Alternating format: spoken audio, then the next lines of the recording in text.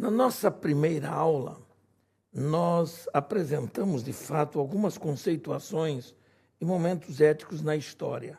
Naturalmente, vai requerer de você, como aluno, que faça uma pesquisa mais aprofundada para entender o pensamento dos grandes filósofos do passado.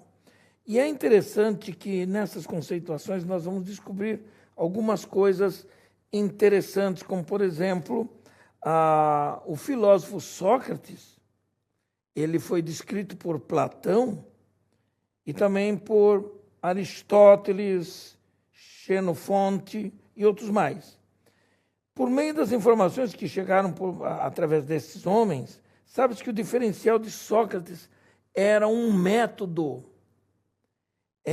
por meio do qual ele questionava de maneira sistemática, visando sempre levar o seu interlocutor a desenvolver crenças lógicas e consistentes. Ou seja, era um método que ele sempre usava fazendo perguntas, questionando. E dentro do escopo de suas perguntas, Sócrates perguntava, por exemplo, sobre a virtude. A virtude. O que seria a virtude? Como é que alguém pode adquirir virtude? Como é que a virtude influencia nas ações e nos sentimentos humanos? O que é que a virtude tem em relação com a felicidade humana? Para esse filósofo, Sócrates, existiam diversas virtudes. Só que ele pensava o seguinte, que para conhecê-las, se fazia necessário saber usar o que ele chamamos de a dialética, ou seja, em outras palavras, era preciso fazer as perguntas certas para se adquirir as respostas certas. Muito bem. Mas lá na frente, Sócrates teve um discípulo muito forte e muito conhecido no mundo da filosofia, Platão, nos anos de 429 a 347 a.C. E Platão deu continuidade ao pensamento do seu mestre Sócrates, inclusive naquelas questões relacionadas à ética. Se, por um lado, o seu mestre Sócrates nada escreveu, o discípulo Platão, por meio de sua mentalidade muito criativa, ele produziu muitos textos em forma de diálogos, nos quais ele utiliza vários personagens. Entre estas personagens, ele utilizou o próprio Sócrates. Então não é fácil saber o que é pensamento de Sócrates e o que é o pensamento do próprio Platão, porque ele juntou bem as duas coisas. Em relação à ética, Platão estava dentro da mentalidade da ética grega. E é interessante como ele desenvolveu as suas teorias de um modo muito interessante. Se eu fosse falar da teoria ética, por exemplo, de Aristóteles, seguindo o filósofo Platão, nós vamos ver que tem como foco a importância e o conceito que ele faz de virtude, da palavra virtude. E Aristóteles indica que a vida vivida de forma virtuosa é uma vida feliz. Em outras palavras, virtude e felicidade andam de mãos dadas em uma mesma direção. É isso que ele queria dizer. Porém, dentro do contexto da ética grega, o que é que se entende por virtude? O termo vem da palavra grega arete. Arete, na língua grega, pode ser explicada como uma adaptação perfeita, quer dizer excelência ou virtude propriamente dito. E na mentalidade dos filósofos antigos, os objetos, fossem eles naturais ou artificiais, todos eles têm o seu arete, ou seja, têm a sua adaptação perfeita, tem a sua excelência, que é um modo de ser virtuoso. Logo, certamente existia também para eles não apenas um animal virtuoso, como o cavalo, como o cachorro, o leão, mas também um ser humano excelente, que deveria ser cultivado e virtuoso. E para ser um homem virtuoso, era necessário que este homem cumprisse o propósito ou a função para o qual ele foi, de antemão, destinado para ser. Olhando para o contexto grego antigo, nota-se então que foi nele que surgiu a chamada reflexão ética com os filósofos clássicos e depois a cultura ocidental, que nunca mais parou de elaborar os seus modelos éticos. Muito bem. Dentro dessa história, ainda hoje se busca e se pensa uma ética muito mais globalista, ou seja, uma ética que seja desenvolvida com a colaboração de todos e voltada para todos.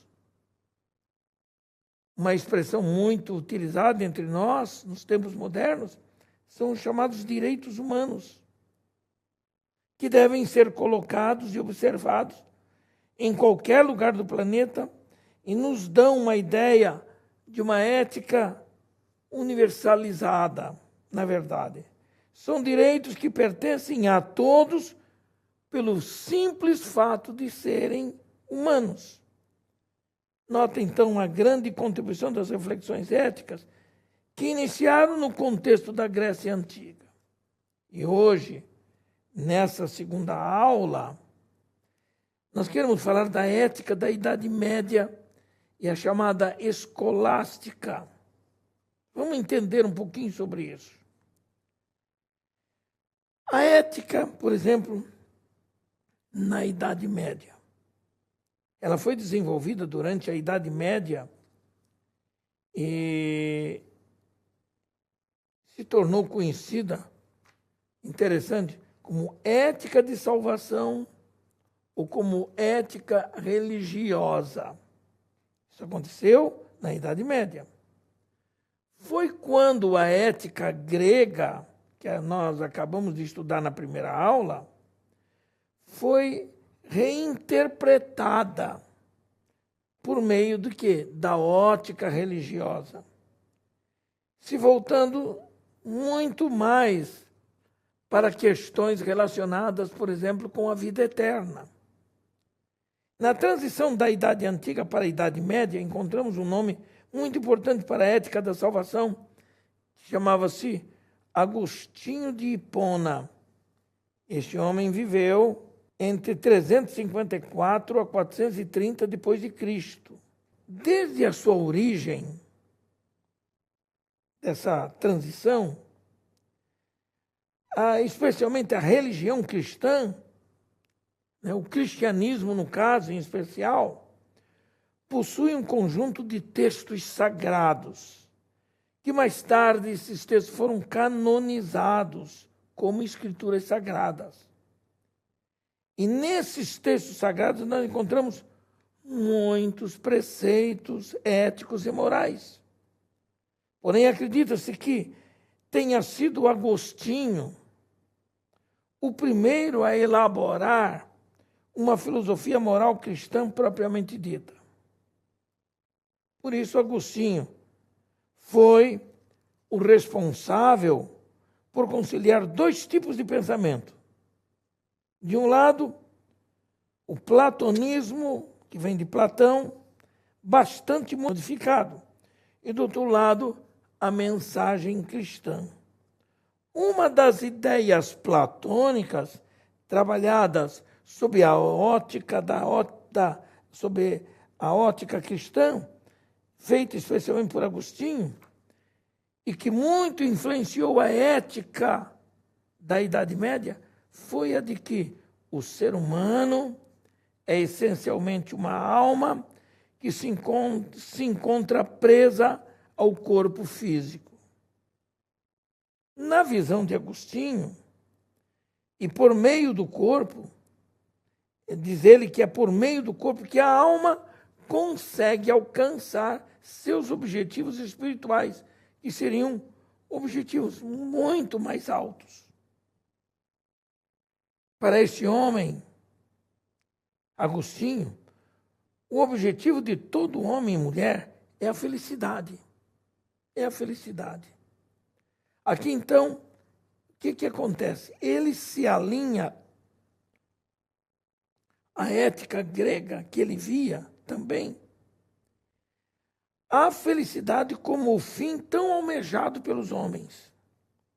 Porém, para esse mesmo Agostinho, o homem é feliz quando sua alma, ou seja, a essência de sua alma, se une a Deus.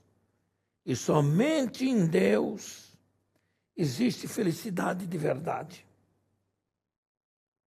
Então, o que a gente percebe?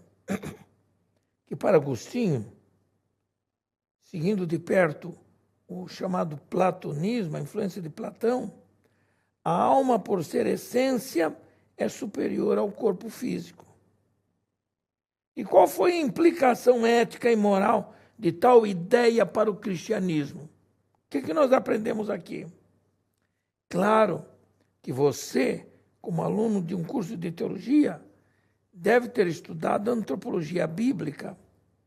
E ali você vai ter uma noção exata do significado tricotômico do homem, dessas três partes do ser humano: corpo, alma e espírito. Porém, aqui nesse estudo, ainda no tempo de Agostinho, os prazeres ligados ao corpo físico começaram a ser vistos por ele e por alguns outros filósofos como algo inferior. Porque bem mais importante do que satisfazer a carne era o satisfazer a alma, ou seja, o espírito. E se para o filósofo Platão os prazeres do corpo deviam ser desprezados, tendo em vista o prazer da contemplação filosófica, para o teólogo Agostinho, os prazeres do corpo deviam ser inferiores ao prazer da existência espiritual, que teria sua plenitude no outro mundo.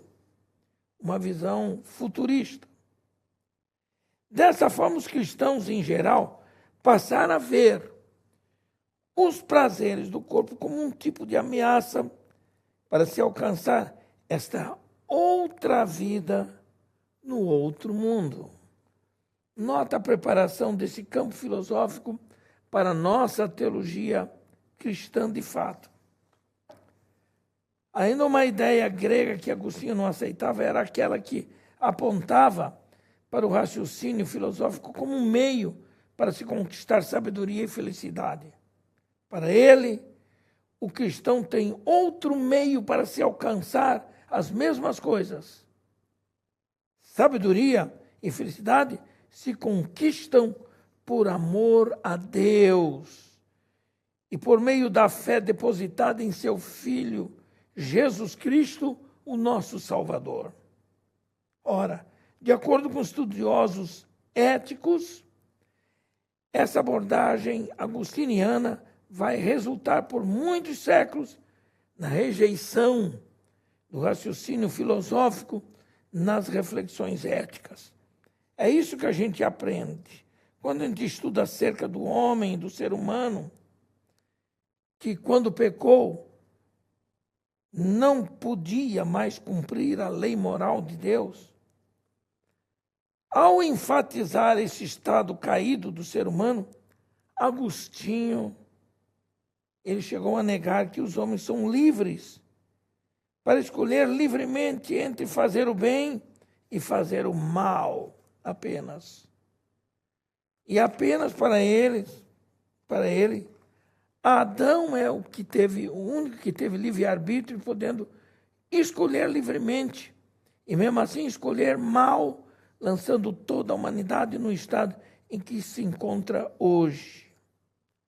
Naturalmente, no pensamento pentecostal, evangélico de modo geral, nós rejeitamos a ideia de que o ser humano tenha perdido, pelo seu pecado, pela sua queda ao pecado, o seu livre-arbítrio.